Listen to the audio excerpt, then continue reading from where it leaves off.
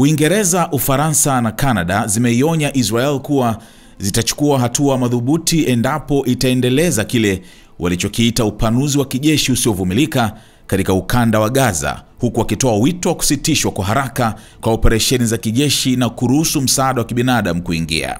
Waziri Mkuu wa Uingereza Sir Keir Starmer, Rais wa Ufaransa Emmanuel Macron na Waziri Mkuu wa Canada Mark Carney kwa pamoja waliitaka serikali ya Israel kusitisha mara moja operesheni zake za kijeshi na kuruhusu misaada ya kibinadamu kuingia Gaza bila masharti. Tangu Machi 2 mwaka 2025, Israel haijaruhusu chakula, mafuta wala dawa kuingia Gaza, hali ambayo Umoja wa Mataifa ilielezea kuwa janga linalotishia maisha ya Palestina kwa kiwango kisichokubalika.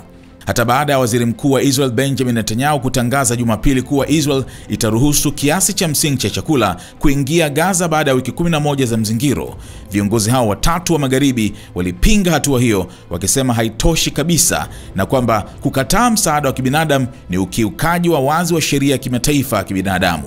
Kiwango cha mateso Gaza sasa kivumiliki, walisema kwa pamoja kwenye taarifa yao. Walisema pia wameghadhabishwa na kauli chafu na za kuchochea zilizotolewa na baadhi ya viongozi wa serikali ya Israel ambao walidai kuwa kutokana na uharibifu mkubwa wa Gaza, raia wataanza kuhama kwa lazima. Uhamisho wa lazima wa watu ni kinyume cha sheria ya kimataifa ya kibinadamu, taarifa hiyo iliongeza. Mkuu wa misaada wa Umoja wa Mataifa Tom Fletcher alisema kuwa idadi ya malori ya misaada yaliyoruhusiwa kuingia Gaza ni tone tu kwenye bahari la mahitaji. Wakiwa wameeleza kuwa bado wanaunga mkono haki ya Israel kujilinda dhidi ya ugaidi, viongozi hao walisema kuwa ngazi ya mashambulizi ya sasa ni ya kupindukia na haiendani na kanuni za kimataifa.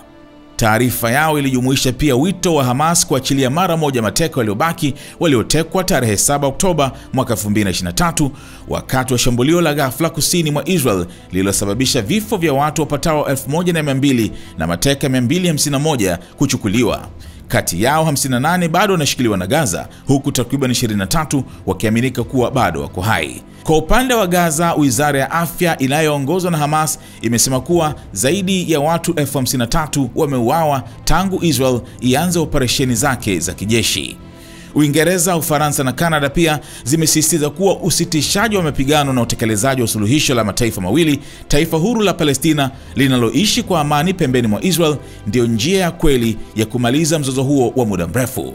Waziri Mkuu Netanyahu alijibu kwa hasira akisema kuwa wito wa viongozi hao ni kama zawadi kubwa kwa Hamas na ni kualika mashambulizi mengine ya kinyama dhidi ya Israel.